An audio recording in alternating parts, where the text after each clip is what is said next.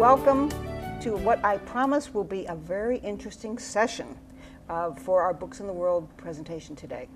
We have three ladies here who are we're going to have a lively discussion, and they are members of the Cape Cod Dennis Writers Group, is it? See, I keep getting it wrong because I know, and they're at the Dennis Port Library? Okay. Dennis Public Library. Dennis Public Library. We were saying beforehand, there are so many libraries on the Cape that is really tough to nail it down. Yeah.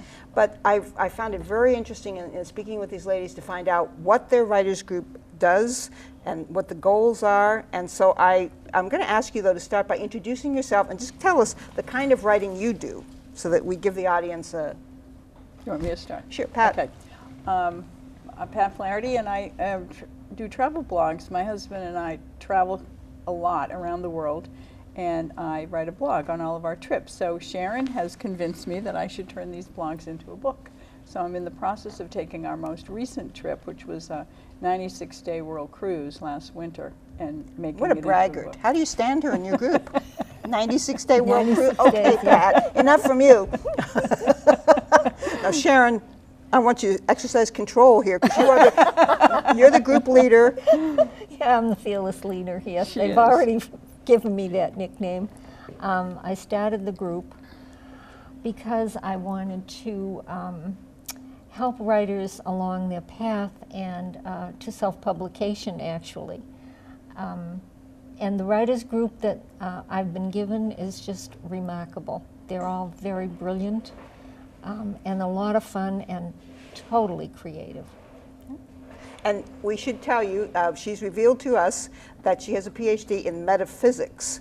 So if Sharon is otherworldly while we're talking, you'll understand why it is because of her background. Okay, how do we top that, Cynthia? I can't. I have a degree in art and writing, and I write children's literature, and I have 4 grandchildren whom all inspire me greatly. Are they your critics too, or are they your beta readers? They are, well, I do have some beta readers, but they are my critics, absolutely. You know, we were talking beforehand about there are many different types of writers groups, and they serve different objectives. And this group is a little different. I was telling them I was in one for 7 years and I loved it. And I thought I gained an awful lot from it. This group has a different philosophy, perhaps. You guys tell me, what are there rules in your group, if there are any? See, because I know that Sharon, she's a metaphysicist, she may not have rules. And then how does your group work? What are the operating principles of your group? Well, the operating principles are you just show up with something to read. Embroider a little bit on that, Sharon. Just showing up somehow doesn't do it. We meet once a week, which I feel is the best way to encourage writing, because then you know that you're kind of under a deadline, you have to have something for the following week. We request that you do at least 2 pages, double-spaced, if that's at all possible, and that you bring in enough copies so that everybody in the group has a copy, and that right now is about 8 to 10 copies. Okay, so right now your group is 8 to 10. Roughly, yeah. Okay, Pat, tell us then, what are the rules of your group? Sharon's not going to admit there are any, but do you have any guiding rules of the group? I think that we want to encourage each other to write well, and so when we're critiquing, I think we're very careful about how we critique, and we ask questions, a lot of questions, I think, and we want to make sure that we're helping somebody to improve their writing.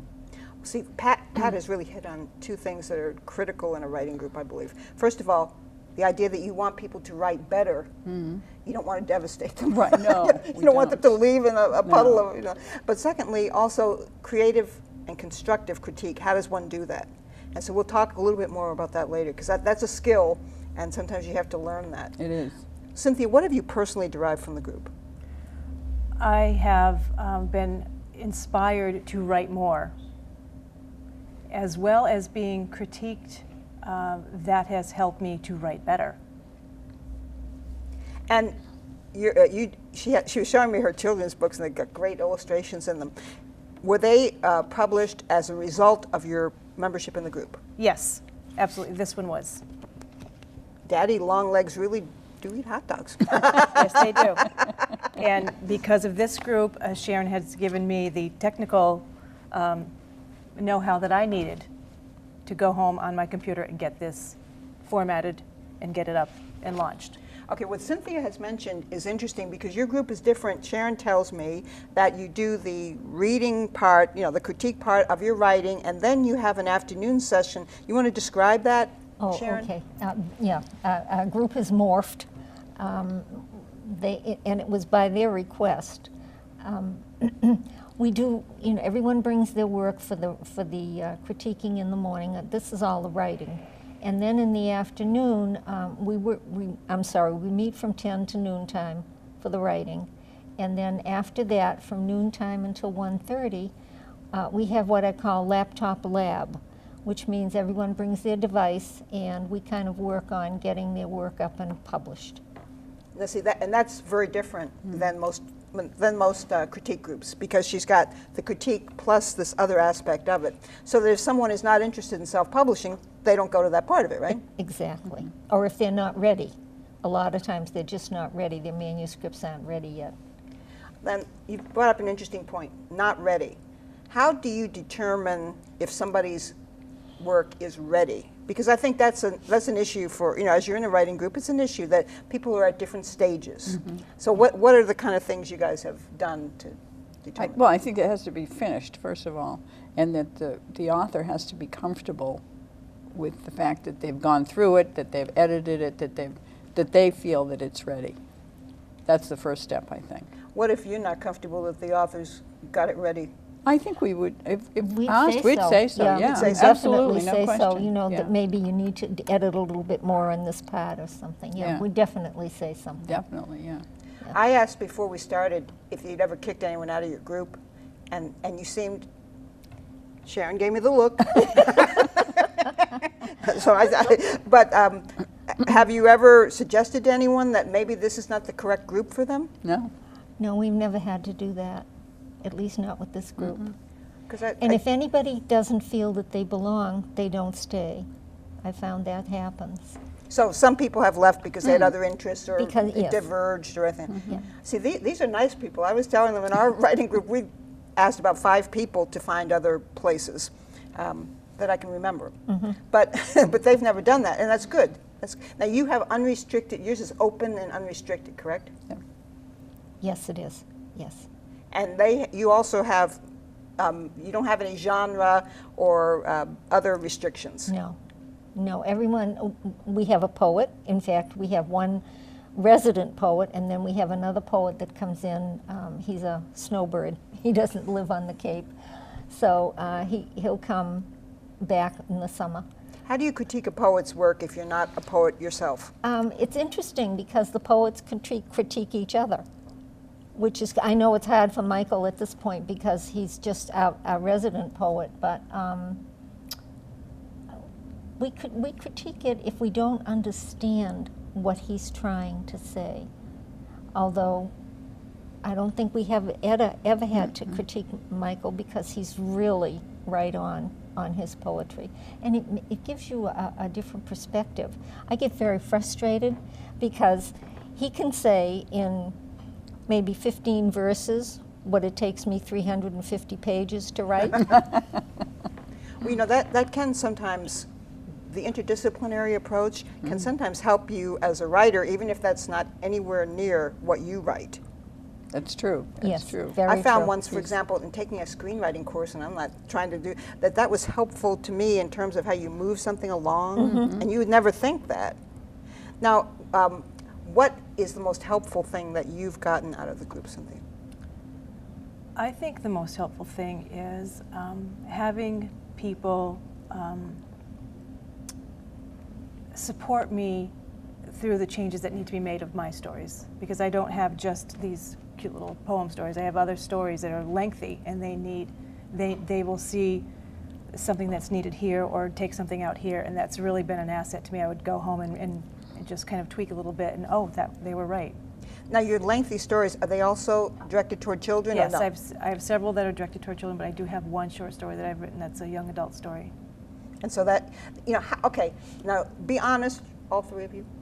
How do you keep your group from becoming like a coffee clutch or a support group or any of these other things, because I will tell you in all candor, I've seen some writing groups where the product that's produced to me is an inferior product, but everyone in the group is saying, oh, they're great, it's great. And so how does one keep that from happening? Because you've been successful at it, so how'd you do it?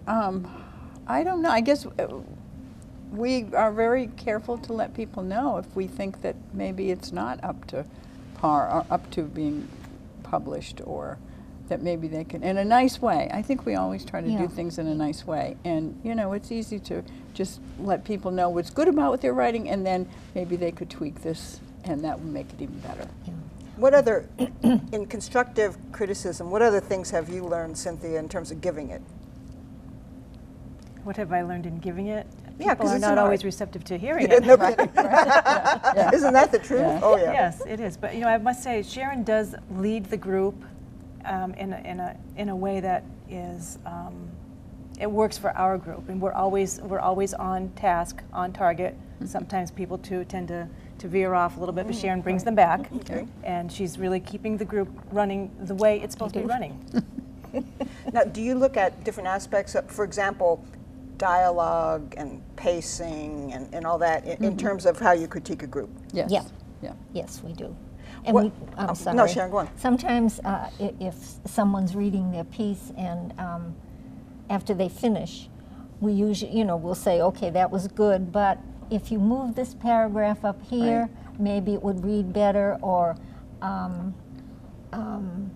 Sedona just came in with she thought she'd written the first chapter, and I said, no, I think that would be the preface. And so she's looking at it that way rather than, it being the first chapter. So we do, I think we do critique. Yeah, and I think the other thing is we all put our names on the sheet that we're given, and we can write different critiques in addition to verbalizing them. We can write them on the paper, and then if the author has a question, they know where this comment came from, so they can always follow up with somebody if they're In our questioning. discussion before we came in here, we talked about how not everyone is receptive to, Right. Yeah. Right. but isn't that the purpose of a writing group? Right. Right? Exactly, It is They that's can right. accept or absolutely. reject it, they That's just right. have to listen. That's the only thing, to keep the ears open. Yeah, and not only that, but no matter what kind of critique you get, it's your writing, and if you don't think it's appropriate, then you don't have to use it. Right. And that, you were mentioning one person, and maybe another former member of the group tried to change his voice in that. Yes. And Yes. of course, voice is critical. We all have a It different is. voice Right. as writers. Right.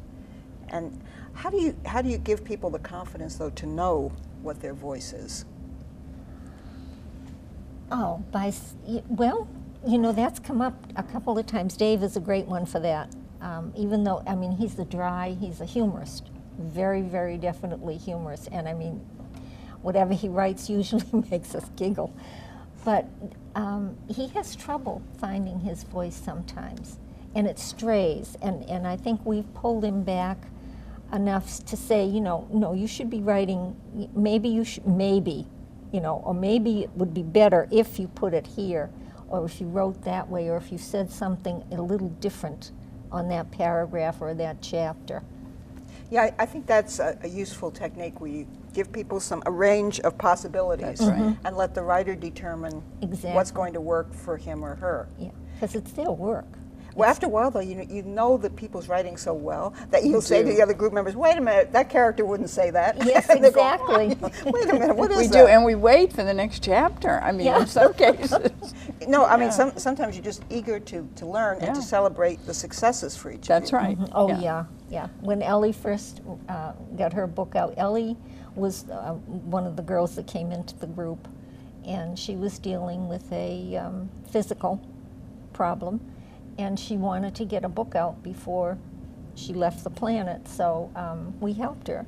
And now she's really doing very, very well, and now she's writing another book. So that was a gift, I think, for all of us Yeah, in the I group. can see how that. Yeah. Now, we discussed this before. What are the taboos? You got to come clean. What are the taboos Oh, that okay. people cannot do in your writing group? I think I made that really clear. Okay, what were they? The use of a word that's profane, that I'm uncomfortable with, and it's me, and I mean that's my discomfort. But if it belongs to the character, then that's fine. So, But does so that make- gratuitous profanity would be something that. Right. Definitely, Yeah. yeah. And not necessarily, I mean, you can use, some kind of profanity if your character demands it. But through the whole book, no. Right. Yeah, there are famous authors, as we know, and that's, but that probably isn't right for your group then, because you might It- not feel comfortable. Comfortable with it, Yeah. yeah. And not only that, but you have to think of who your audience is, who your readers are. You know, if you want to direct your work to that kind of a reader, fine. That's fine. That's your prerogative, but our group is a little different.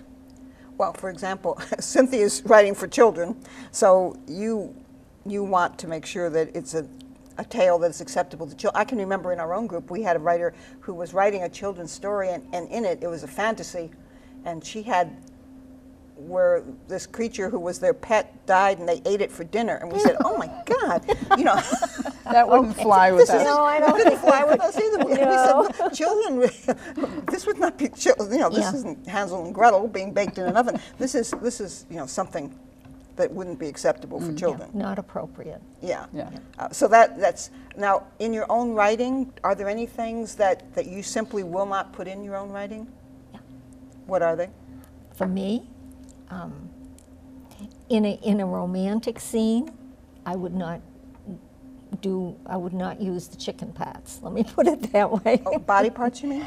No, chicken parts, whatever. I have Oh, no I idea. get it. Yeah, in other words, I wouldn't use all. That to me is not comfortable writing for me. I never heard it called chicken parts. That must be some metaphysical thing that we didn't know about Sharon. Well, I can see what you're saying, and I Right. agree with that. I think there are ways that you can convey a message without it Exactly, being without that it- explicit. Exactly. We had discussed that too in my young adult book. I had used some words that made some people uncomfortable. And what we did was we looked at all those words and we looked for other words that could take its place that would not make other people uncomfortable. And that worked. Well, young adult, what age group are you going up to with that? 18 to, Oh, younger, I think, isn't it? Is it younger? Well, no. Now, young adult goes from up to 30, from what I understand. Really? Yeah, Is that because that's they're what living in their parents' basement? Well, I think that's a point. Yeah, that's what I had heard. Well, they have new adult and young adult. Maybe so that's I the think new that's the adult distinction now. because young Yeah. adult is probably a little bit, more junior. I than always that. think of a teenager as being Well, young who adult. uses more vulgarity than a lot of True, teenagers? though? that's true. Yeah, that's true too. So I mean that's a balance that you've had Yeah. to try to. right. And kids will test with Oh, the yeah. kind of language Yes. that they might use, but that doesn't. It's interesting. I heard an author once of young adult books saying that they even had physical interaction in the young adult books, which I was consummation. Which I was surprised at, Yeah. and the other people in the group go, oh yeah, that's very common now in young adult. So I don't know the rules for that kind of thing and what would get you published or not or rejected by the library or whatever. Yeah. No, but I think what you're saying is this is very true. This is very true. I don't know. I read a lot of young adult books Oh, you because do? I write in that genre too, and but mine is definitely different. Well, anyhow. Yeah, you don't have, well, if you don't do that chicken part thing, that is something I'm taking away from this interview, Sharon. I plan to use that. Well, in the other writing group I was in, and I tried to write romance, and that's what one of the people in the writing group kept saying to me, well, where's the chicken parts? And I said, no, I don't write chicken parts. Well, no wonder you left that group, huh? Well, it might have been interesting. Pat, you mentioned that one of the things you do is with the travel Yeah. aspect is blogging. And you're going to consolidate that into a group with Sharon's assistant. But blogging is so popular now. Do you have what kind of following do you have as a blogger? It's mostly family and friends, but I've probably got a couple of hundred people over the years. I've been doing it since 2009, and it's just writing basically what we're doing every day, and it keeps me busy. So it's writing in the moment, I think. And that round the world cruise Yes. that you mentioned. Yes. We haven't Right. forgotten it, Pat, so don't That's try right. to get out of it. And all the experiences that we might have are things that are different for us, you know, and I get people that comment and, you know, are saying, oh, I love that part of it, or, you know, how did you, the pirates, what about those pirates? You had to have Pirate Watch, and what was that all about? So, Yeah, that would Yeah. add a certain dimension yeah, to your so group it's kind too. of fun, yeah. Yeah. I wonder, you're representing a lot of different types of genres here and subgenres and everything else. Usually when you give a talk to a group, most readers will say, well, what is this genre? So, readers don't Right. care about Yeah. that. They care about the content of the book, and maybe Yeah. we obsess about it a little bit more. But let me ask you this, though, Sharon. I've heard people say frequently, not you, but frequently, that everyone has a book inside him or her and that they should all write a book. Do you think that's true? I do, very definitely, yeah. Whether they can get it out or not, I do. I definitely think everyone has a book, a story to tell. But do they have a good book inside them? They might have a horrible book inside them. Good point. Yeah, just because I would love to be able to sew. I can't thread a needle. Okay, so I mean, don't you think there are limitations? I think the people make their own limitations. You know, if they, and a lot of times people will come into, I've had people come into the group that just don't think that they're a good writer at all. And they are. And I think that's one of the things that comes out in our group is as they write, they begin to develop a lot of more self-confidence that they are a decent writer, that they can write. We don't. That is true. Everyone starts. You're not sure, right? You think, oh, I think I can write well, but maybe I can't, and all that. And there's all that insecurity, and then, believe me, if you try to be traditionally published, they'll let you know in a hurry. But it's good to have someone who can assess it as you do, and tell someone, yeah, you do have some promise or talent, and we can all improve. Yes. Always. Yes, always. There's always room for improvement. And even if they decide never to publish, that's okay too. You know, we've served our purpose in the group, Which is, helping them understand that they are a writer and that they can write and that they can express themselves. I was curious to ask you, did you have a group leader? And of course, Sharon is the group leader. Sometimes they go with leaderless groups, but to me, that smacks of chaos. And the groups I've seen that didn't have somebody, as a coordinator, leader, or whatever, they sometimes tended to drift. Is that your feeling on that? Yeah. Yeah, yeah, yeah. But I don't think we drift. No, we don't. Well, that's because You you're the won't let leader, us. Sharon. Oh, okay. Get it? We're complimenting you here, Sharon. Thank you. I do know that this group is extremely creative. Well, but you sort of Extremely expect that if it's a writing group, right? And one of the things I don't stress it, but I offer it to them, is that when you write that book, that's not the end. And it may be a sequel, fine, but you can also do an audiobook. They've become very popular. Yes, they have. extremely popular. Just look at Audible, which is on Amazon. They can do, they could have it translated into another language. So, I mean, there's a lot of possibilities. You don't just, you finish a book, but there's a lot of possibilities more that you can do with the book. Now, I wonder, not so much, Cynthia, for the children's books, but for the others, do you see people doing more e-books or the physical books as well? Because this is a digital age, and everybody that has a phone is a prospective reader, even the little How ones. do they do that? How do they read on those little phones? They do. They do. They I I know. can't see it. Yeah, I do. I have I have a- an iPad Mini. That's my. Well, it is an That's as iPad mini as I'm you're gonna right, get. you're right. But I read on my phone. So, I mean, those are potential readers. So, ebooks are very, very, started in 2008. Amazon started that. And I think they've changed the publishing industry. Oh, absolutely. They're demonized a lot, Amazon, but They're the big dog. They And so are. you have to, you know, like everything else, you have to bow to reality. Now, personally, I don't buy regular books anymore. I do everything, and only because of convenience. Yes. Otherwise, your house, you can't move in your house, right? You have so many books.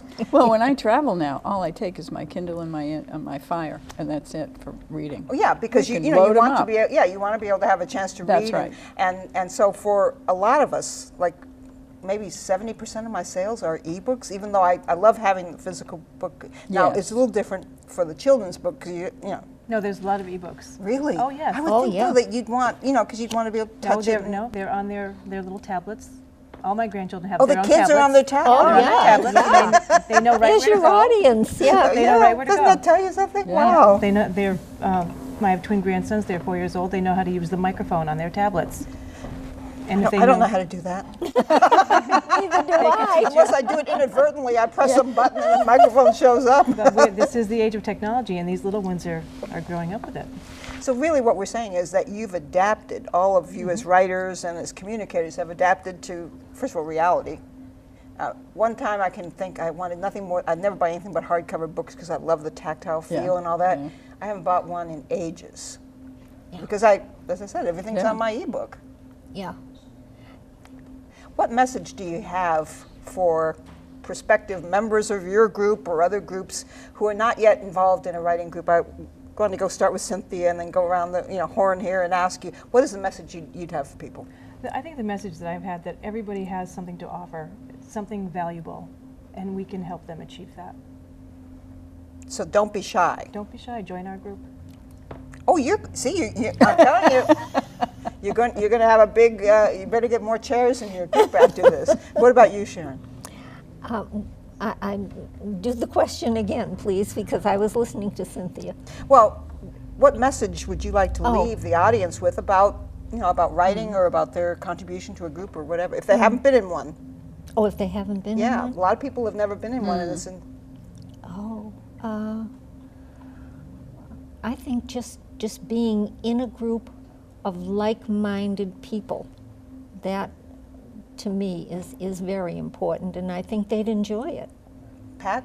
I think that if you think you can write, you probably can, and if you want encouragement, then our group would be a good place to start. Well, I've enjoyed speaking with you ladies today, and I think you. that our Thank audience you. has Done gotten some already? insights from it. Yeah, we're already Oh, finished. I yeah. told you, it goes fast when you're Yeah. having fun. And I think you've provided our audience with a lot of food for thought, as well as encouragement, which we all need. It's intimidating when the first time you read your work to somebody. It is. So I want to thank you very much, and remember, it's the Dennis Port. Public Public library. Public Library, and they can contact the library or Yes, use it. they can I contact was the trying to make library. her the conduit, but she didn't want to do that. She said, contact the library. Through the library, yes, please. And I think that once again, you'll get some valuable insights if you're a writer. Thanks so much.